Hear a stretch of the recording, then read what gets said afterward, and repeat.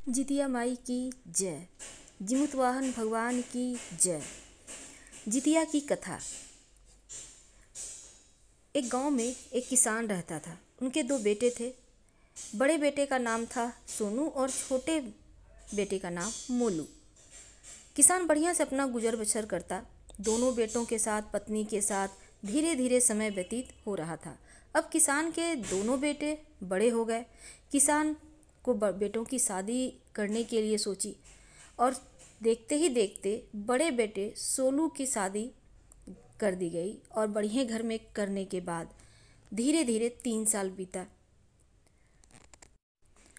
पर बच्चे नहीं हुए।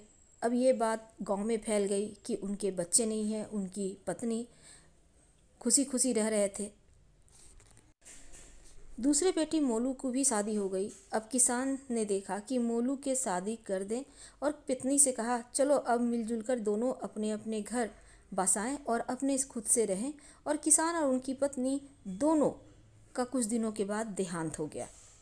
जब दोनों का देहांत हो गया तब सोलू और मोलू दोनों भाई लोग अलग अलग हो जाते हैं। अब देखिए, सोलू और मोलू दोनों की शादी हो गई पर दोनों के कोई बच्चे नहीं। और गांव में भी बड़ी चर्चा होने लगी कि दोनों का कोई बच्चा नहीं है। एक बेटी भी हो तो बिना औलाद के रहने से तो अच्छा है, लोग बांझ बांझ कहते और बड़ी उनसे दूर दूर रहते। तीज त्योहार में भी लोग उनसे मतलब नहीं रखते, अपने काम से काम रखते। हालांकि दोनों का खाना पीना सब अलग बनता पर दोनों का व्यवहार अच्छा था। बड़ी बहू बड़ी ही भोली थी, पूजा पाठ करती, व्रत त्योहार करती और ऐसा मन में नहीं सोचती कि बच्चे नहीं है, पर पूजा पाठ नियम से करती, परेशान नहीं होती। लेकिन लोग उनकी बातें करते थे। इधर मोलू की पत्नी राधा, जिनका नाम था, गांव में जब देखा कि लोगों ने जितिया व्रत की तैयारी कर रही है, लोग कर रहे हैं, तो जो राधा थी, छोटे बेटे की पत्नी, वो गांव के लोगों से पूछ लेती हैं कि क्या कर रही हो और ये व्रत कैसे किया जाता है। तो एक बूढ़ी अम्मा कहती है कि देखो बेटा, इस व्रत की महिमा को सुनाने के बाद इसकी कहानी सुन लेने से बच्चों का सुख मिलता है। बच्चे दीर्घायु होते हैं। संतान बाल बच्चा ना हो तो भी ये व्रत किया जा सकता है। भगवान का आशीर्वाद जरूर बरसता है। मन में सच्ची श्रद्धा से अगर जितिया व्रत किया जाए तो भगवान इच्छा पूरी करते हैं। जिमुत वाहन का भगवान का आशीर्वाद मिलता है। अब जितिया सोच ही ली कि अब जितिया हम जेठानी से कहती है, देवरानी बाल बच्चा नहीं है तो चलो हम लोग जितिया व्रत कर लेते हैं, कथा सुन लेंगे बाबा से और फिर जितिया व्रत पूरा होते ही औलाद का सुख मिलेगा। जेठानी कहती है, तुमको मजाक करने के लिए और कोई नहीं मिला। उदास होकर अकेली फिर चली जाती है और अपने पति से कहती है कि देखिए दीदी को इतना समझा रहे हैं, वो मान नहीं रही। फिर उनको मनाकर दोनों नदी किनारे जाती हैं नहाए खाए के दिन स्नान करने। तो नदी किनारे जाती हैं तो वहाँ पर बहुत सारी महिलाएं होती हैं। जब इन दोनों को देखती हैं बाकी महिलाएं तो वो लोग अपनी कपड़ा उठाकर कहीं दूसरी तरफ चली जाती हैं उसी नदी में। इन दोनों को अकेला घाट पर छोड़ देती हैं। अब गंगा जी का घाट सब तरफ, एक तरफ सब कोई हो गया, अकेले इनको छोड़ दी। फिर भी दुखी मन से देवरानी और जेठानी दातुन करती हैं, नहाती हैं। वहीं गंगा जी के घाट पर सब लोगों को देखती हैं, जैसे वो लोग करती हैं पीपल के पेड़ पर के पास बैठकर, जैसे वो लोग करती हैं वैसे ही ये लोग भी करने लगती हैं। पीपल के पेड़ के पास सभी लोग जो गांव के थे, माता बहन सब बैठ जाते हैं और कथा कहानी चालू होता है। अब कथा कहानी शुरू हो जाता है तो ये लोग भी थोड़ी दूरी बनाकर बैठ लेती हैं और कथा सुनने लगती हैं।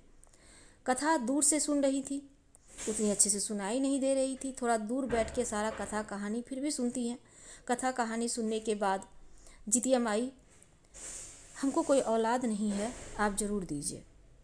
अब ये प्रार्थना करके वो घर चली जाती हैं। खाना पीना बनाकर पति को भी नहाए खाए के दिन अब उनको भी खिलाती हैं। और फिर सब लोग अपन अपन कपड़ा पहनकर जितिया का उपवास रख के और फिर अगले दिन फिर गंगा स्नान करती हैं। जिस दिन चील्हो सियारों को सब कोई निकालते हैं ना झिंगली के पत्ते पे, तो वो चीज़ निकालने के लिए जाती हैं, फिर गंगा में स्नान करती हैं, किसी की बातों की बुरा नहीं मानती, और फिर सब नियम करने के बाद पंडित जी से सुन लेती हैं कि कैसे पूजा किया जाता है। और एक कथा में प्रतिमा बना के जितिया माई जिमुत वाहन की प्रतिमा बनाकर कुश का उनको फल से उनकी पूजा करती हैं। चढ़ाकर पूजा पाठ करने के बाद गांव के लोगों को जैसे जैसे देखती हैं वैसे करने के बाद, सब चढ़ाने के बाद गांव भर में प्रसाद बांटती हैं। लेकिन कोई जितिया उतार के उनका कोई लेना नहीं चाहता, लेकिन फिर भी हर किसी को देखती हैं कि हर कोई जितिया उतार कर अपना बेटा के गले में पहना रही हैं। तब दोनों जेठानी और देवरानी सोचती हैं हम लोगों को भी होता बच्चा तो हम लोग भी प्रसादी उतार कर बच्चों को खाने देते, उनको जितिया पहनते उनके नाम से।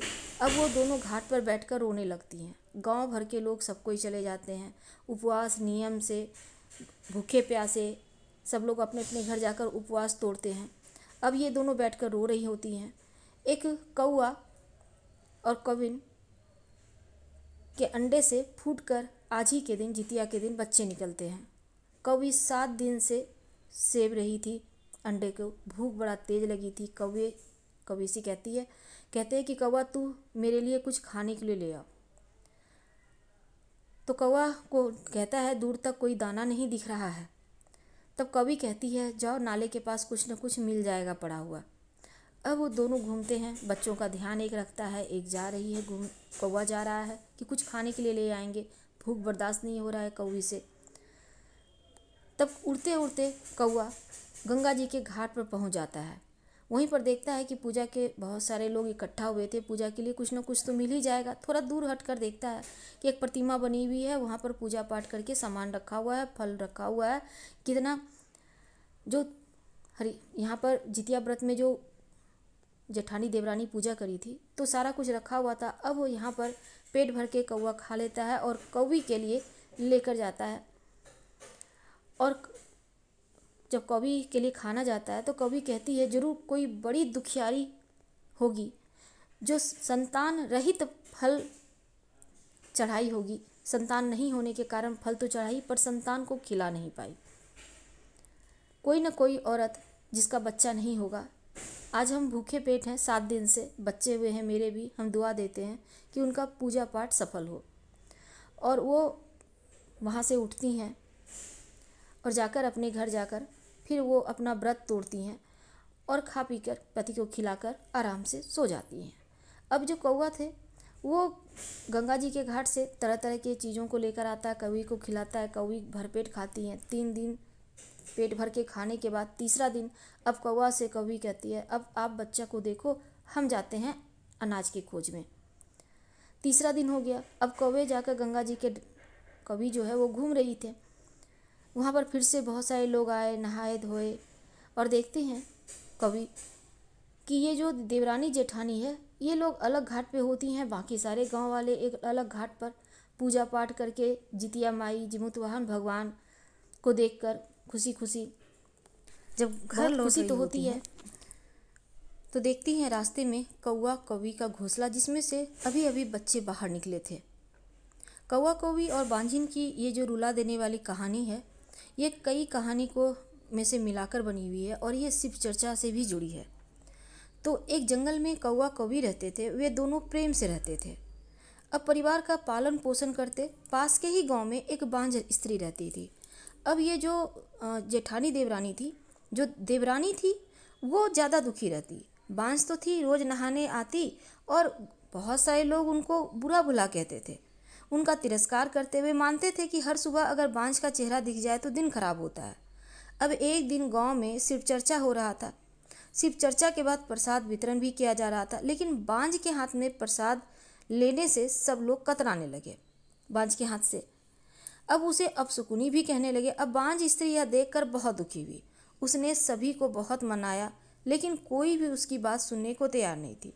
निराश होकर वो वहाँ से चली गई और रोने लगी। जंगल में कौवा कौवी ये सब देख रहे थे, उस स्त्री को दुख समझ रहे थे। अब कौवी का मन उस स्त्री की मदद करने को हुआ लेकिन वह कुछ कर नहीं पाई। कुछ दिन के बाद कौवी का निधन हो गया। अब कौवा अपनी कौवी के जाने के दुख से दुखी हुआ और उसने भी प्राण त्याग दिए। गांव के लोग जब कौवा कौवी के क्रियाकर्म के लिए आए तो उन्हें बहुत पछतावा हुआ। वे सोचने लगे, एक बांझ स्त्री के साथ इतना बुरा क्यों किया गया। वे पश्चाताप करते हुए बोले, उस बांझ स्त्री के हाथ से प्रसाद न लेने के कारण उन्होंने गलत किया। उन्हें यह भी कहा कि यह स्त्री तो बहुत ही पुण्यवान थी। कौवा कौवी और बांझिन के दुख से प्रभावित होकर भगवान शिव ने कौवा कौवी को पुनर्जन्म दिया और उस बांझ स्त्री को संतान का सुख भी प्रदान किया। कहते हैं उसके बाद उस स्त्री एक सुखी जीवन वो स्त्री जीने लगी और ये स्त्री देवरानी थी। नाती पोतियों से घर भर गया। दूसरी कहानी ये है, एक जंगल में एक कौवा कौवी रहते थे। दोनों एक घोंसले में रहते, बहुत ही प्रेम से रहते। कौवी ने कई बार अंडे दिए, लेकिन हर बार एक जहरीला सांप चुपके से आकर उनके अंडे को खा जाता। अंडे गंवाने के कारण कौवा कौवी बहुत दुखी रहने लगे। एक दिन कौवा ने अपनी पत्नी को यह बताया और दोनों ने मिलकर सांप से बदला लेने की योजना बनाई। अब कौवा कौवी को एक नगर के पास ले गया जहाँ एक राजमहल था। महल में रहने वाली एक रानी प्रतिदिन स्नान के बाद अपने सोने की हार उतार कर रख देती और कौवा कौवी ने यही मौका देखकर वह सोने की हार उठाई और उसे एक बांझ स्त्री के आंगन में छिपा दिया। जब रानी ने अपने सोने की हार गुम हुई देखा तो चारों ओर खोजबीन शुरू हुई। अब सैनिकों ने कौवा कौवी की हार ले जाते हुए देखा था कौवा कौवी को, इसलिए पीछा करते हुए बांझिन के घर तक पहुंच गए। सैनिकों ने बांझिन के घर की तलाशी ली और सोने की हार बरामद हुई। अब बांझी को राजा के सामने पेश किया। राजा ने बिना कुछ सोचे समझे उसे सजा सुना दी। इस निर्दोष बांझिन पर इस हुए इस अन्याय को देखकर भगवान भी दुखी हो गए और उन्होंने बांझिन के दुख को देखा तो पहले से ही निसंतान होने के कलंक से जो पीड़ित थी, अब चोरी के आरोप भी लग गए। इस दौरान कौवा कौवी की आंखों में भी बांझिन के प्रति सहानुभूति के आंसू आ गए। अब भगवान ने बांझिन की परीक्षा ली। उसने हर पीड़ा को सहा। जब बांझिन को दुख अपने लगा कि चरम पर पहुंच गया है, तब भगवान ने उस पर दया की। बांझिन को सम्मान के साथ निर्दोष साबित किया गया और भगवान ने कौवा कौवी को भी वरदान दिया कि अब उनका घोंसला सुरक्षित रहेगा। तीसरी कथा आती है, एक कौवा कौवी थे और उनके घोंसले में उन्होंने 3 बच्चे दिए थे। अंडे से बच्चे निकल आए थे। एक बांझिन महिला थी जो हमेशा कौवे और कौवी के बच्चों को देखकर बहुत आनंदित हो जाती, बहुत प्रसन्न होती। उनका चहकना, उनका खाना उनको अच्छा लगता। कौवी को हमेशा ये लगता कि कहीं ये नज़र तो नहीं लगा रही मेरे बच्चे को, कहीं ये नुकसान तो नहीं पहुंचाएगी। लेकिन वो कुछ करती नहीं थी, इसलिए कौवा कौवी फिर भी संदेह तो था पर विश्वास कर लेते कि ये कुछ नहीं करेगी, बस देखती है, पर मन में घबराहट रहती। एक दिन संजोग से कौवा कौवी खाने के लिए कहीं दूर गए हुए थे और इस मध्य एक सांप अपने बच्चों को खाने के लिए जब वो आया घोंसले के पास, तो बांझिन उसी समय कौवा कौवी के जो बच्चे थे उनको देखकर प्रसन्न हो रही थी। अब काले सांप को देखकर वो घबरा गई और डंडे से उठाकर उस सांप को मार दिया।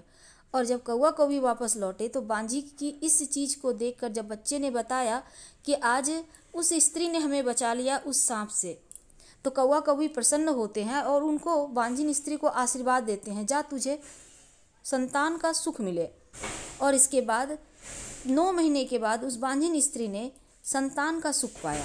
तभी से ये कथा प्रचलित हो गई कि जो स्त्री दूसरों के बच्चों के प्रति ममता रखती है, जो स्त्री सच्चे मन से जिमुत वाहन की आराधना करती है, पूजा करती है, उनकी यह संतान की प्राप्ति उन्हें जरूर होती है। धन्यवाद।